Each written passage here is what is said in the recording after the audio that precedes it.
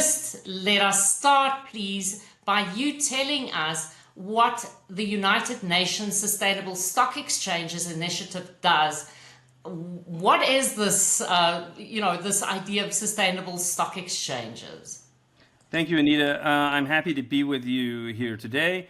The UN Sustainable Stock Exchange Initiative, it was launched by the UN Secretary General in 2009, and it responded to a gap in the marketplace, if you will. If you think about major UN partnership programs, you've got the UN Global Compact that works with companies. You've got the UN-supported Principles for Responsible Investment that works with asset owners and asset managers. And you've got the UNEP Finance Initiative that works with banks and insurance companies. Stock exchanges didn't really fit into any of those spaces, but stock exchanges were very keen to be active in the area of sustainable development because they were subject to the same pressures in society as all of these other institutions, whether it's companies, asset managers, etc. So in 2009, we launched the Sustainable Stock Exchange Initiative. It's a partnership program between the UN Trade and Development, UN Global Compact, UNEP Finance Initiative, and the PRI. And we work with stock exchanges all around the world to help them to accelerate sustainable finance in their marketplaces and to promote sustainable development as defined by the Sustainable Development Goals.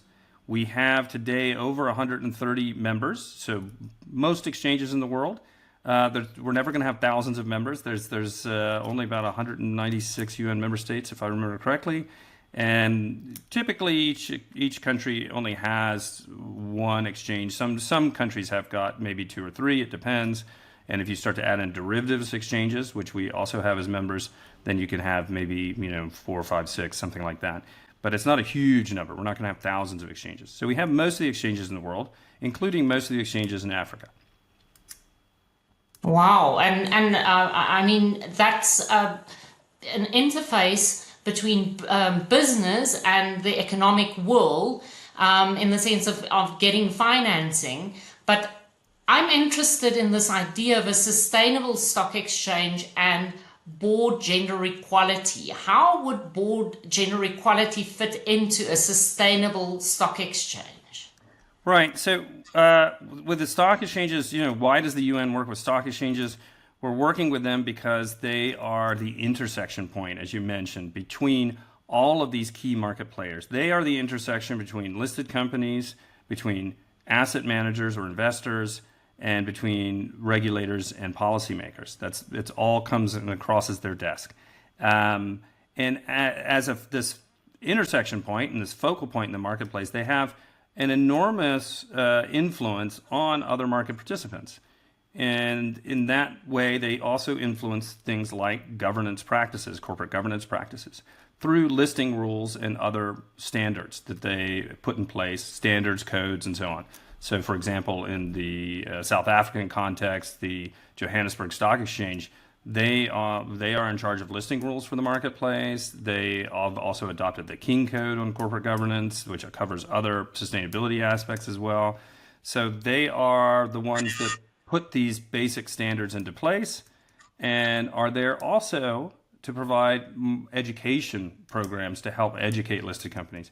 Being a listed company is complicated. And there are a lot of rules to comply with. And to do that, companies, they often look to the exchange for guidance. What do we do on topic X, Y, Z?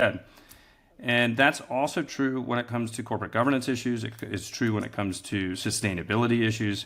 It's true when it comes to gender equality and other diversity in the workplace issues. Anthony, but how would one argue? There's a lot of people globally that argue that sustainability is really about the planet, and they might sort of hint towards profits and how you make your money and so forth. But this social issue, board gender equality, some people would argue that has very little to do with sustainability. How would you view this? Because it's one of many of the issues, as you've indicated. How would you view this as part of sustainability, then, of this broader ecosystem? Yeah, sustainability can be a nebulous term, but fortunately, we have the UN Sustainable Development Goals that were agreed by member states around the world that help us to define. And 17 Sustainable Development Goals, I think 162 targets specifically underneath them. So we have a good sense. I mean, these things have been articulated in a way that it's not really so much open for debate that anybody can say this is part of sustainability, that's not. Well, we have broad international consensus on what sustainability, sustainable development means. And gender equality is one of the goals. It's SDG number 5. So it is an agreed thing that's part of it. If some people argue that it's not, first of all, I would say my first reaction is I'm sure that the 50% of the planet that are women are not among those making that argument. So it's kind of a strange argument to make. The other thing is that sustainability as a baseline feature involves human rights. There is no such thing as sustainability without human rights. And people have to remember that gender equality is not some sort of discretionary bonus feature. It is a factor of human rights. So human rights first. In many companies, they have the policy of legal compliance first, and then business second. And one key aspect of human rights is of legal compliance is respect for human rights. So it's Yeah. definitely hardwired right into the foundation of everything that we know about sustainable development. Yeah, yeah, and especially when we think about the lived reality of women more broadly, globally speaking, and I mean that's a very macro view. But if we zoom out and think about the women that perhaps are economically active in paid work, either their skills are not recognized, or perhaps sometimes they're not given the opportunity to display those skills. And some companies are not creating environments which are conducive to their lived realities. So, what are your thoughts on why we still see gender disparity on boards? Now, coming back to stock exchanges and board, because it seems as though there's this whole ecosystem, that needs to feed into boards and eventually create the opportunity for women to serve on boards. So your thoughts on why we're seeing still that women are not 50-50, if one wants to use that as a measure, have a representation on boards? Yeah. So I think one of the challenges is that we've got a pipeline issue. Many board members are former CEOs or current CEOs of other companies. That's most of where the community of board members are drawn from. And so you can go back to the issue of how many women are CEOs. And of course, we produce annual studies on this, looking at markets around the world. And you'll find, I mean, the number of female CEOs is much lower than the number of female board members. So it's a very slim pool to pull from. And you do get in this kind of chicken or egg situation, where which comes first. I mean, how do you get women on boards if you don't have a big pool of female CEOs to begin with? So that is a challenge. In one of our studies where we were ranking all of the markets in Asia based on boardroom gender balance of listed companies, Malaysia came out top of the list. And we sat down in a roundtable discussion on this with the CEO of the Malaysian Stock Exchange, and I asked him, I said, well, how did you achieve this? And his answer was, we started 20 years ago. So this Yeah. is not something you flip the switch on tomorrow and you just start randomly pointing at people and say, you're a board member, you're a board member, you're a board member. You need to really start working on that pipeline issue. How do you get women into positions of corporate leadership where they can make the jump? Now, there are other launching off positions, for example, CFO positions. We just recently, in the last couple of years, started including the CFO data points in our global studies, where we rank markets based on gender equality and corporate leadership. And that's all over the place. If you go to Kazakhstan, 75% of CFOs are women. And Yeah. you go Yeah. to It's quite a feminized there's area, there's some finance. other parts of the world, though, where the percentage of CFO is literally zero. So, it's a bit strange, right? Yeah. You can, I mean, but you can imagine one of the things I think about a lot because we do a lot of these studies on women in corporate leadership. People, when they look at these and they look at the different rankings of different markets, I think a natural tendency for a lot of people is to layer over that some sort of cultural issues, and they will. Gender equality, of course, is a very complex topic, but one aspect of it is culture, and people will layer on top of that sort of national culture, and they might layer into that some of their own biases, conscious or unconscious biases. But something that also needs to be layered in there is work culture, corporate culture, industrial Yeah, culture. We yeah, have done some unpublished research, and it's a fascinating area to look into, where you start looking at gender equality in corporate leadership not by national country, but by industry. So, for yeah, example, what is the state of women in corporate leadership in the mining sector? So, if you work for a mining company in Australia, Canada, Peru, Bolivia, South Africa, wherever, what is that compared to, for example, the banking industry or the telecoms industry or anything else? You can start picking different industries, and what you'll find is in certain industries, there are certain cultures that yeah. transcend national culture, and that can have a big impact as well. So it is very much a complex topic.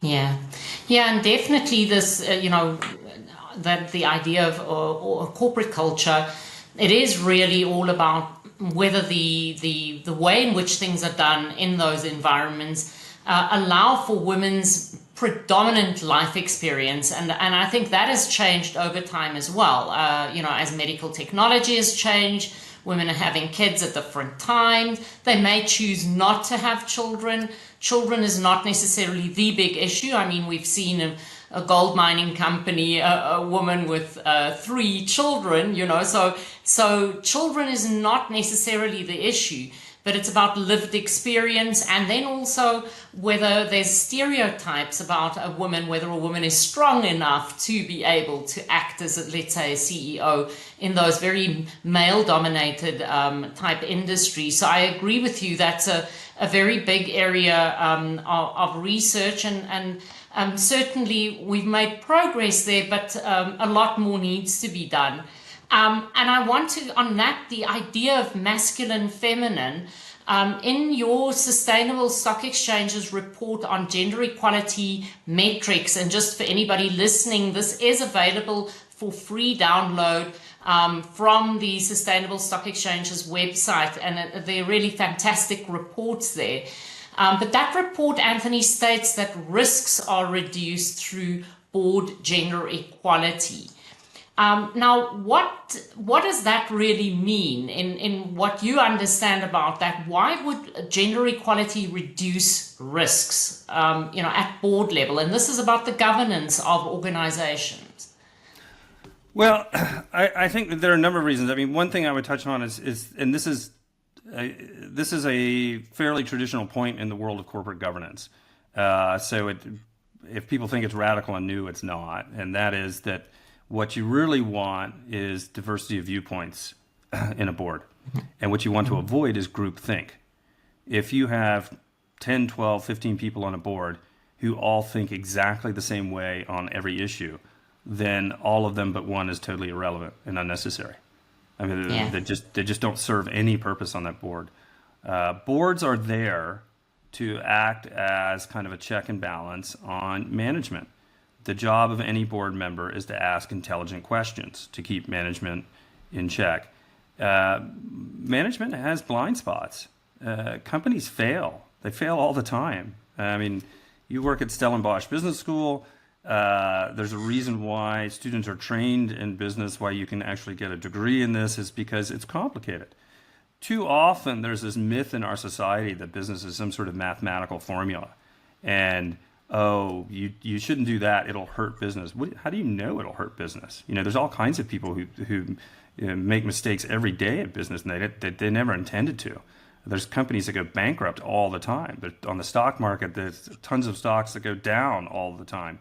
So, there is no science. So what you really want in a world where there is no absolute one answer, is you want a lot of different viewpoints, particularly at the board level, to avoid blind spots. So definitely gender balance on the board contributes to this. It brings different views, it brings different lived experiences, different ways of looking at things, and so on. You have to be cautious about assigning too much weight to this, though, in the sense that you can have some women who have risen to the top in a male-dominated industry, and one of the way they did that was by adopting a way of thinking that matches all of the men around them, in which case they can become part of the groupthink.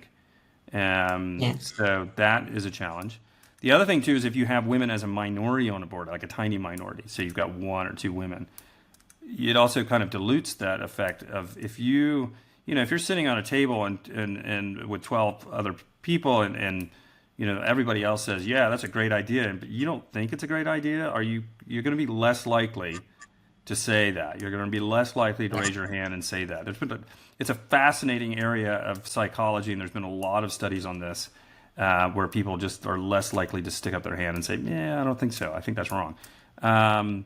So you should have some sort of sufficient critical mass, if you will, to allow different thoughts. And you have to facilitate that at the board as well. You have to encourage that kind of questioning. Yeah, and just coming back to the responsibility of the board chairperson and overall good governance on the board itself.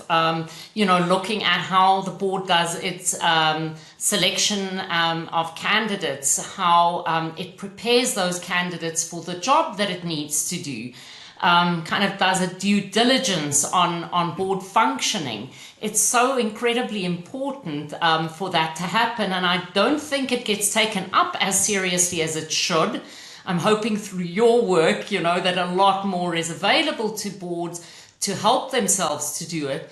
But this also can lead to a type of an idea that if we have to do this woman's thing, let's just do this gender washing. Where companies really present themselves as more committed to gender equality than they actually are. Do you see this occurring on boards globally? And could you give us some details on how this occurs? Well, there's a number of things there on gender washing, whether it's gender washing or greenwashing or all kinds of basically positions where companies take where they may not really be genuine to what they're saying. I think there's an evolutionary process at play here. Almost any company that embarks down a road of travel, on the first mile of that journey, they don't really have a lot to say. They haven't really done much. They can be honest about that and they can be humble about that, but they may not be. It doesn't necessarily mean it's a bad thing. What's bad is if they're 100 miles down the road and they still haven't done anything, but they're pretending like they have. So I think that's something that these companies will be challenged on, because many of these things are fairly well documented. I mean, boardrooms in particular. It's one of the reasons we do research in this space. It's not because it's the only important issue. Arguably, gender equality on the factory floor is maybe even more important, but it's hard to get data on that. So as researchers, you go where the data is. That said, one of the Sustainable Development Goal targets is to promote gender equality at all levels of leadership in a country. So not just political, but also in the private sector as well. So we do work. We work in that space, and I think companies over time, they will have to think more carefully about this, and particularly think about the pipeline issues. One thing I would say about that too, when we think about like board readiness, early on years ago, I was thinking, well, we're going to launch a board readiness program for female executives, and we'll do training and give them a certificate and everything else. And I was talking to a friend of mine who works, he leads Halkama, which, you should interview them sometime. They're fantastic. They work in the Gulf region, of course, but I think they also do some work in Africa. And I've known him for many years, back when he used to lead the Egyptian Institute of Corporate Governance, Institute of Directors, rather. And I was telling him about this, and he said, yeah, they had the same idea, but they didn't do it. And he said, it doesn't work. And the reason why is that a lot of boards are still based on literally the old boy network. It's just informal contacts. So what women need more than some sort of certificate is they need access to these informal networks. Yeah. And so that's another story. The other thing too is, of course, what certified any of these men to be on a board, right? Yeah. I mean, it's not like they took some sort of board readiness course. And like I said before, most of these men, their only reason they're there is because they're either a current or former CEO. And so people say, oh, well, they must know something about running a company, so they get put on this board. And that Yeah. may or may not be true. Yes, being a CEO gives you a lot of knowledge about what CEOs should think about, et cetera. But sometimes it's a different skill set to be a board member than to be a CEO. Just like it's a different Yeah. skill set to be a coach as it is to be an athlete. Yeah, no, absolutely. And I think also, when one then compares, eventually there might also be a different set of rules applied to this woman was a CEO, but can she actually function properly on the board versus the man? Oh, he's a CEO, he'll function on this board. So there might be some bias there, and that bias is informed not because people want to be biased individuals, but mostly just coming back to your point of the access to networks, not knowing each other, not having that relationship. And because the relationship is not there, or you don't know somebody that knows somebody that has a relationship with this individual, you just you want to reduce your risks, and so you go with the safer option, or what you perceive at that point as the safer option. And so this idea of relationship building, I do think, is at the core of getting more women onto boards, and having effective governance, because it also doesn't help having 50-50, but we don't have effective governance, Yeah. at the end of the day. So it's really about having good people that know what they're doing, serving on these boards, and having a wide variety of those individuals. Yeah. Anthony, tell me, this idea of quotas, I mean, it's been used in different parts of the world. In South Africa, we don't have quotas. We have targets in our Employment Equity Act, which is not specific to board members, especially it would be to executive directors, but not to the independent directors. And more specifically, we don't have any legislation around boards. We have our King codes for governance, good governance, and so forth. And then for the listed companies, there's the listing requirements, and there they have more meaty parts on gender equality. But still, we don't have quotas. So your understanding of quotas and the effectiveness of it globally, just tell us a bit about that. Yeah, look, quotas. I think quotas are a tool in the toolbox, and I think every jurisdiction and political environment and political culture is going to be different, and people are going to have to decide what tool works best for them. The one thing I would say is that there are different ways to achieve the same result. So in our ranking of markets around the world, the top two markets for boardroom gender balance are in Paris and London. And in Paris, there is a quota, and it's a fairly high one. And that's so, no surprise, there they are. But in London, there is no quota at all. Now, in kind of perhaps a uniquely British tradition, there's a lot of voluntary codes and social pressure and so on that have established say voluntary targets and so on, but there's tremendously high compliance with that, to the point now that London is second only to Paris in the world, and only marginally behind them. So I think in the UK, the top 100 companies is about 40% of all board members are women, and in Paris it's 44%. So it's kind of a marginal difference, one with quotas, one without. So that's one thing I would say. The other thing I would say is that even if you do go the route of quotas, there are different ways of doing that. I think the best way is to set a percentage, and the worst way is to set an absolute number. And this is just sort of a fun with math thing. But regulators do this often. They'll say, there have to be at least one woman on the board or something like that. Well, it kind of becomes that minimum number in some markets is interpreted as a maximum number. And if Yeah. you have in the same market no upper limit to the number of board members, then it also doesn't mean anything. And most boards are never below 10 people. So now you've just instituted a 10% rule essentially, which is kind of small and meaningless. Yes. And lends to what I was saying before. Like if you're the one woman on the board, there's going to be some sort of social pressure on you to kind of go along with whatever everybody else thinks on the board. So if you are going to go the route of quotas, then I think the thing is to use percentages. I think the other thing too is to use realistic percentages, because we've seen some markets that have quotas, fairly respectable quotas above 30%. But if you look at the actual practice in the market, it's nowhere near that. And there was one country in particular, one market we were looking at in Latin America that was like this, and then they eventually just erased the quota because nobody was reaching it anyway, and then they just admitted, okay, never mind, we'll take that away. So you do have this question of how are you going to enforce those? Because we've seen some markets that have quotas, and we know because we look at the companies, not everybody meets the quota. All right, well, what are you going to do about that? So Yeah. an unenforced rule is not a rule; it's kind of a suggestion. Yeah, and from the example that you gave about London, it seems as though it needs to be this ecosystem of measures that kind of gently places pressure on people to do the right thing. And when that ecosystem exists, then it works, and then you don't have to resort to absolute stick method, Yeah, and which you I would think there's think a lot of pushback. Yeah, and you would think, like, even with quotas, even if you do go that route, and there may be very good arguments to do that, you would think it should be some sort of temporary measure. Because what you're trying to do is you're trying to break a historic continuity of discrimination.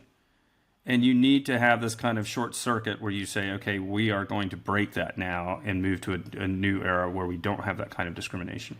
And that involves more than just quotas and rules. That involves education.